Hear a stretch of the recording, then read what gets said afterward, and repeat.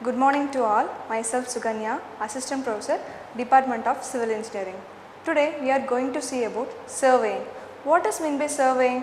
Surveying is the art of determining the relative position of an object on or below the earth's surface. In that, the word relative position, which means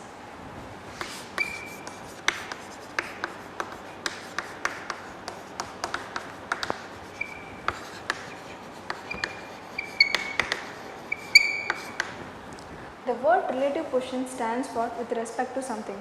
In order to specify our college, what we can tell, from Karur it is 20 km away, from Namakkal it is 30 km away. Like that, here Karur and Namakkal are the reference point, our college is the object to specify. This is said to be surveying. The main objective of surveying is to prepare plan or map. What is meant by plan? Plan is a small scale object.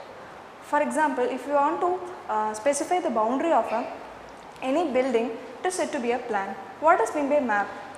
If you are specifying boundaries of any countries for a large scale of surveying, it is coming under map. What are things to be taken from plan?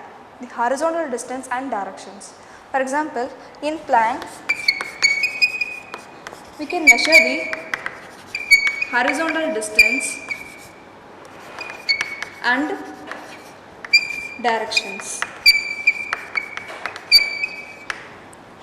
In map, we can also measure the horizontal distance and also the vertical distance. Vertical and horizontal distance. These vertical distance are taken from the map called contour mapping. Next, we are going to see about the classification of surveying. Surveying is primarily classified into two types. First one, geodetic surveying, then plane surveying.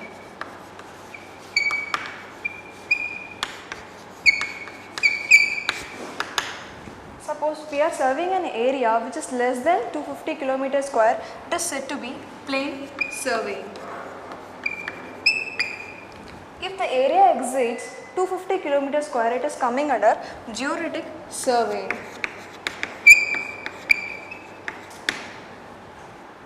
The main difference between geodetic surveying and plane surveying is the curvature of earth is taken into account in geodetic surveying, while in plane surveying, the surveying area is taken as plane surface.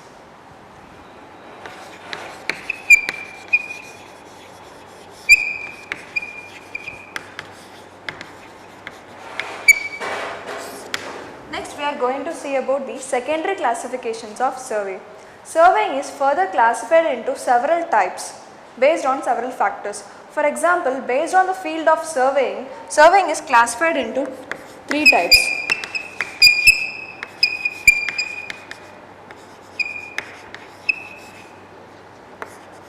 First one, land surveying.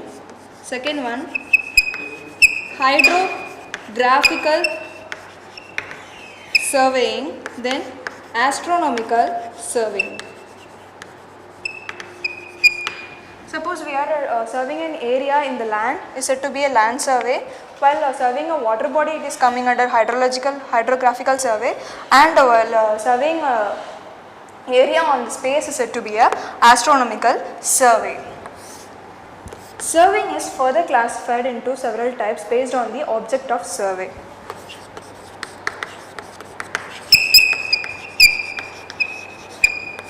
Object is nothing but the purpose of surveying,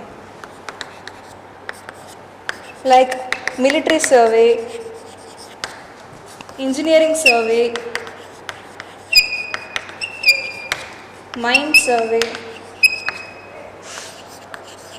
geological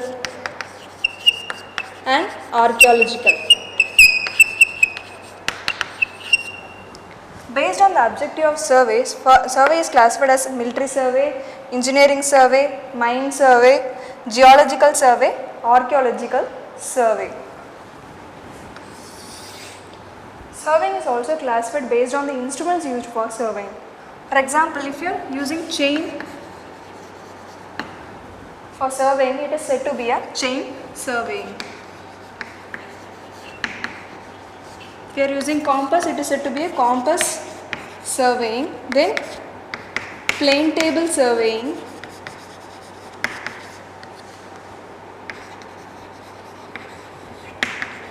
theodolite survey,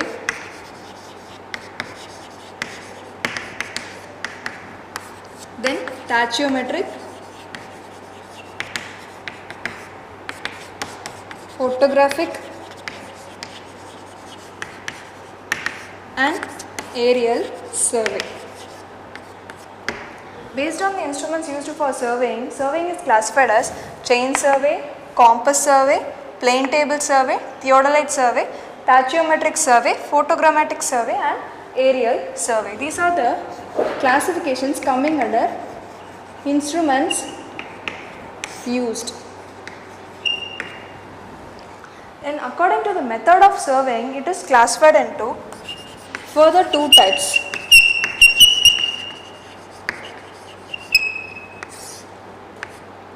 First one, traversing. Second one, triangulation.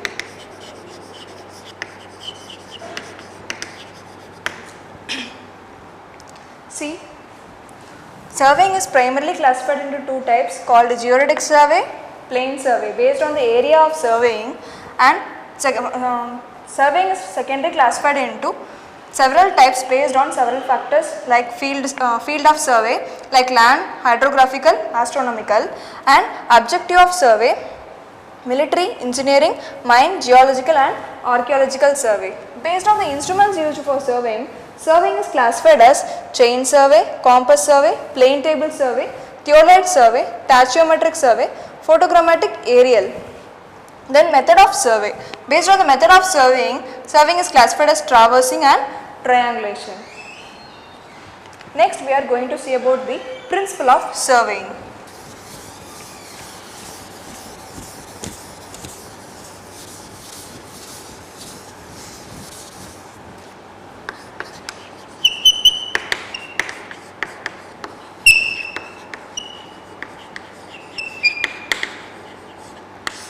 There are two main principles for surveying. First one, to work from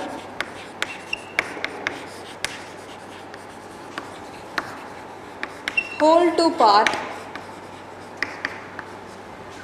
Second one,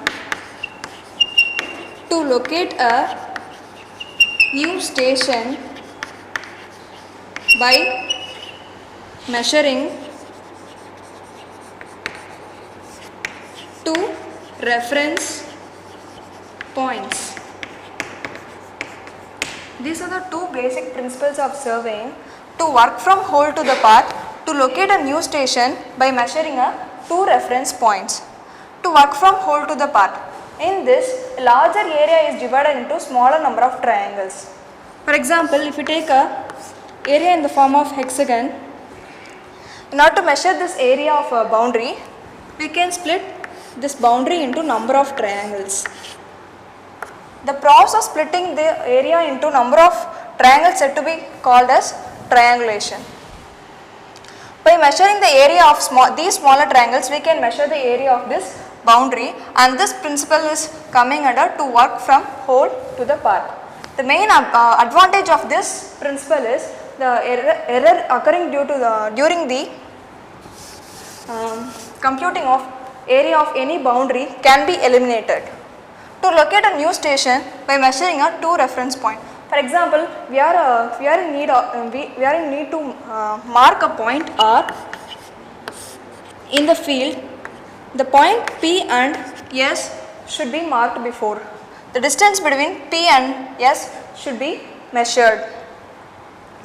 And we can follow several methods. For example, we can draw the perpendicular offset from the line P and S, or else we can measure the angular distance between P to R. For example, alpha is the angle and P to R, beta. These two angles intersect at a point R.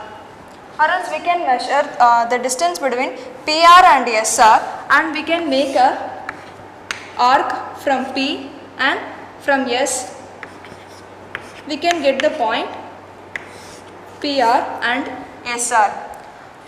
The main objective is we have to mark the point R with the help of these two reference points. This coming under the second principle to locate a new station, that is R, by measuring the two reference points, that is P and S.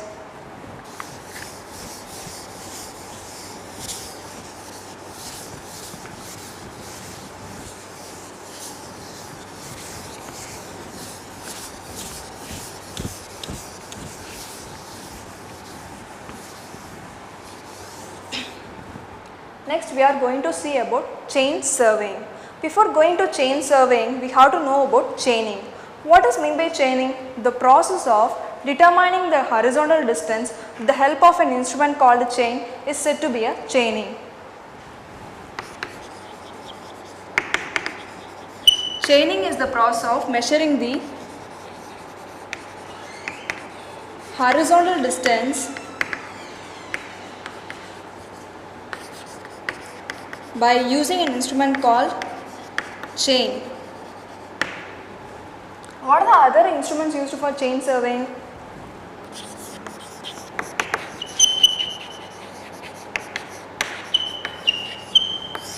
Chain. It is used to measure the horizontal distance. Arrows and pegs. It is used to mark the stations. Cross staff.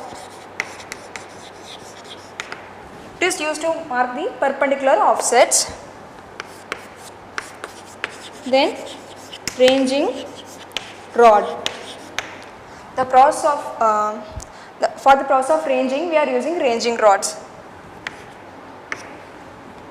Cross staffs are further classified into three types: open cross staff,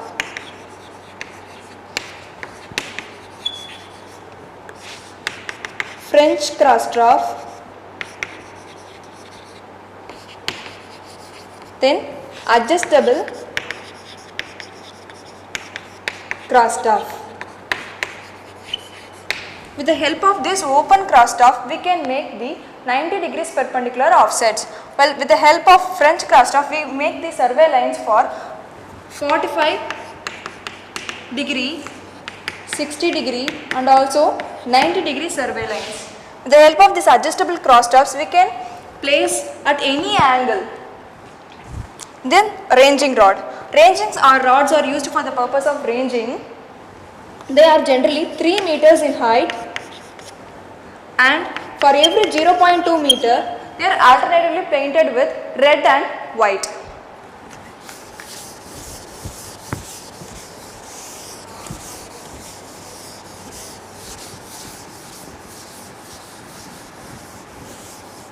Before chaining, we have to know about ranging. What is meant by ranging? In order to specify distance from A to B, with the help of chain, the intermediate station C and D should be plotted. But the C and D should not be in the line A and B sometimes. In order to avoid that, the process can be followed. That means the point C and D should be in the line A and B. See, this process is said to be ranging. The process of aligning this intermediate points between these end points in a straight alignment is said to be a ranging. There are two methods adopted in ranging. First one, direct ranging. Second one, indirect ranging.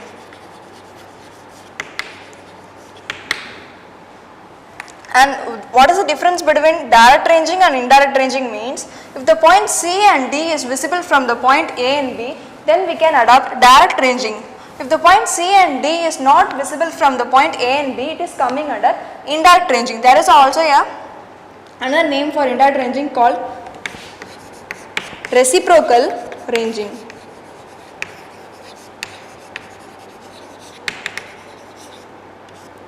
This direct ranging is done by two methods. First one, by using line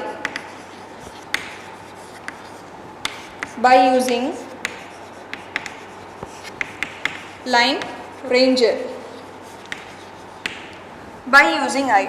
There are 4 peoples with ranging rod at the stations A, C, D and B.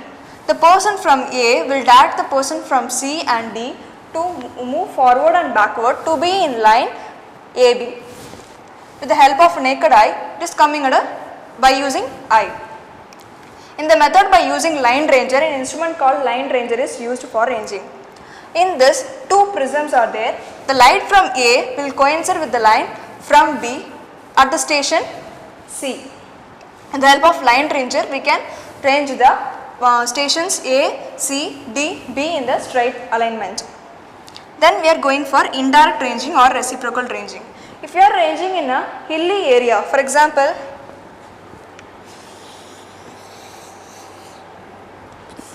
these are the stations A, B and intermediate stations C and D are fixed. Here you can see the station D is not visible from point A and station C is not visible from point B. In this method, we can adopt the reciprocal method of ranging. This is point A and this is point B. We have to ask the person from C to move forward to the point C1. And we ask the person from D to move to the point D1. D1 should be visible from B and it should be in line C1B. Like that, we have to ask the person from C1 to move forward to the new position called C2.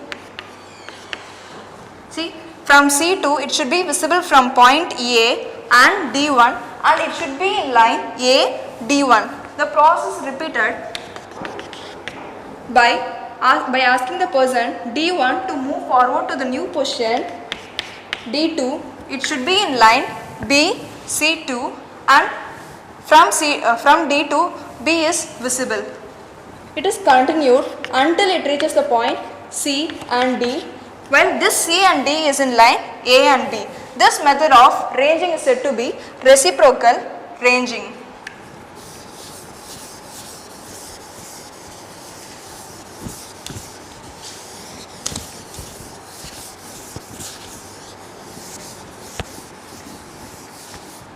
Next we are going to see about method of chaining. There are 2 methods of chaining. First one, direct method. Second one, indirect method.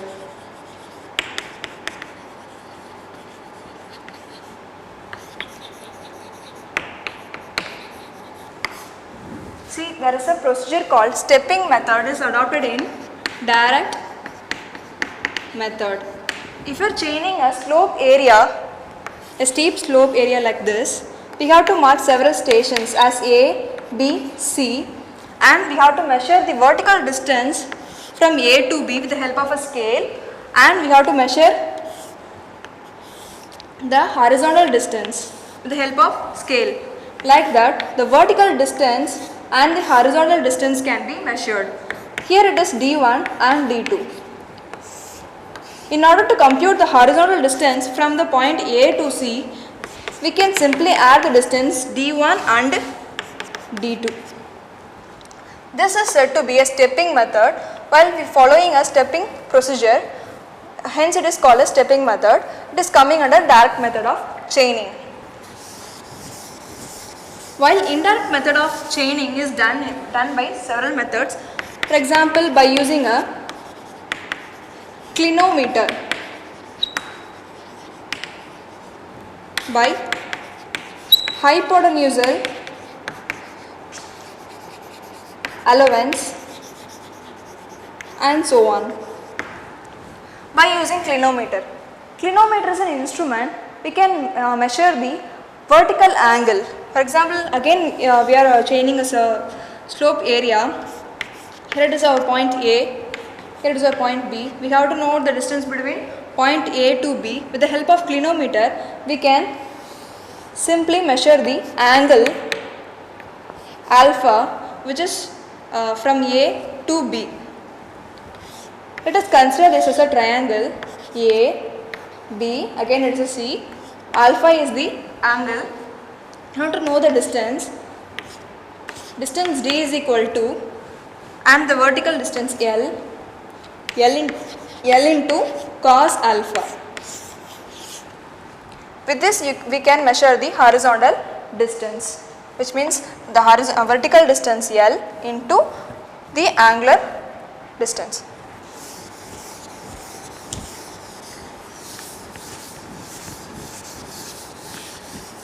Next we are going to see about what are the errors to be occurred while chaining.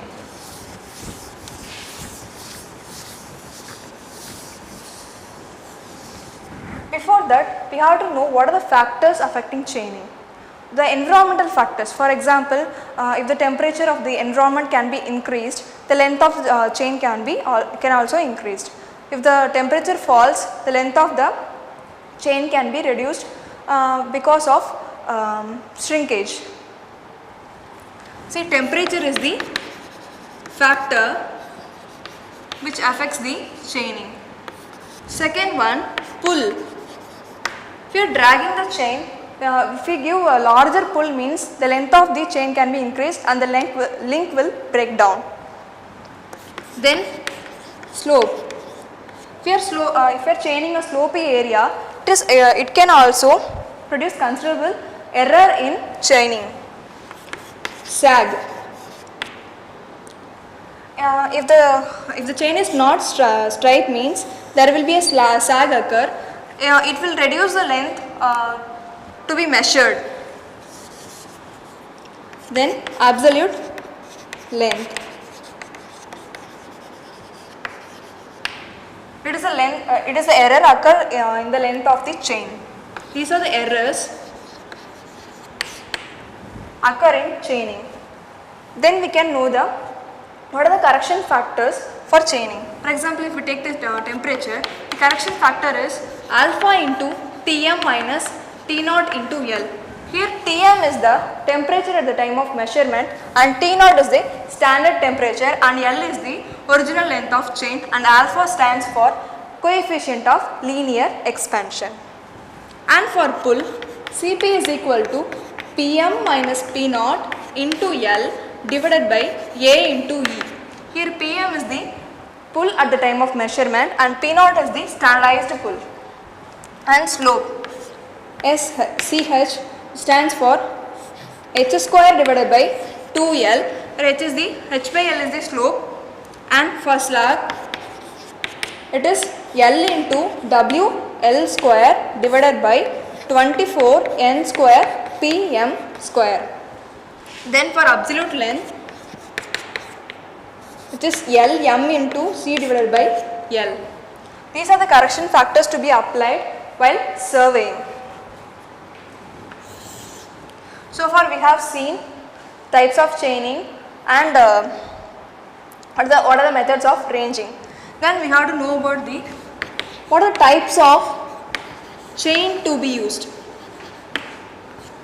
First one, in our practice we are using metric chain.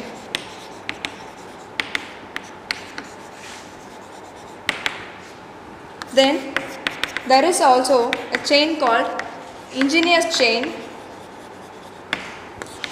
Gunter's chain, then revenue chain. These are the various types of chain we are using. Metric chain is totally 20 meters or 30 meters in length. There will be 100 links available.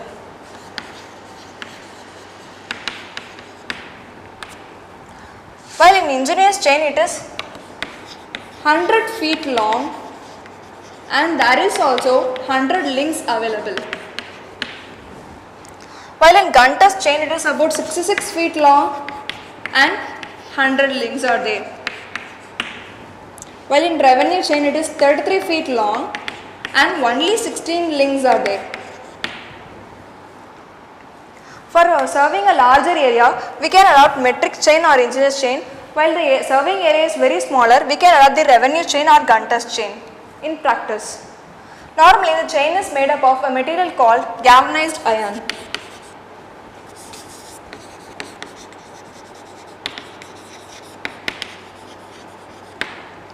And at the two ends of chain, there will be a brass handles. And every link is attached into 3 rings. And in order to separate the distance, there will be a brass tallies. For every 5 meters.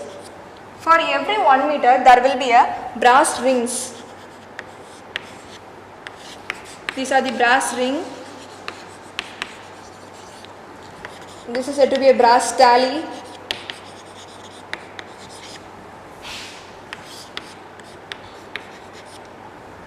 And this is the brass handle.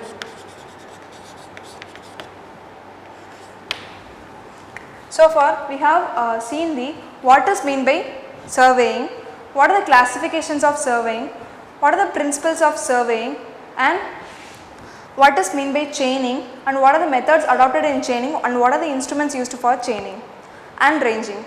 Then we are going to see about compass surveying.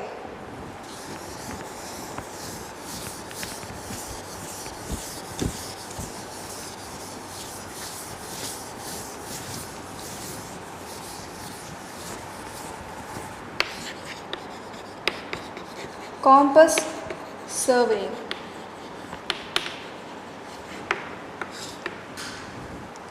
In chain surveying, we are only measuring the distance. Since the measurement taken by chain surveying is said to be linear measurement. In compass surveying, we are measuring the angular, that means horizontal angle. This is said to be a angular measurement.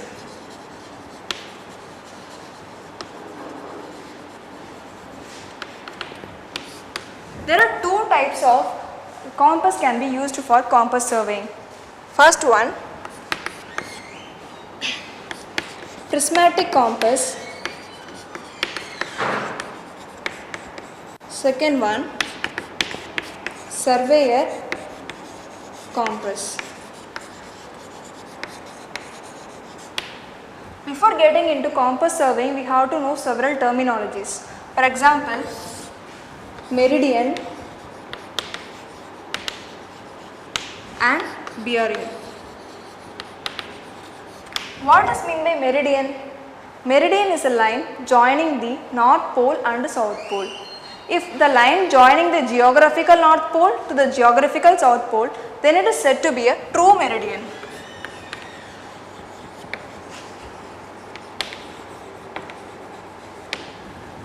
Since we are using magnetic compass for surveying, if the line joining the magnetic north to the magnetic south, then it is said to be a magnetic meridian.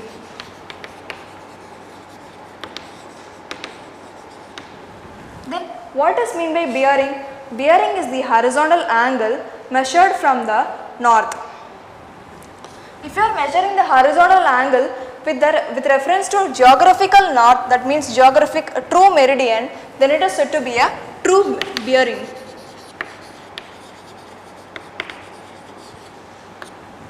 If you are taking the horizontal angle from the magnetic meridian, that is magnetic north, then it is said to be a magnetic bearing.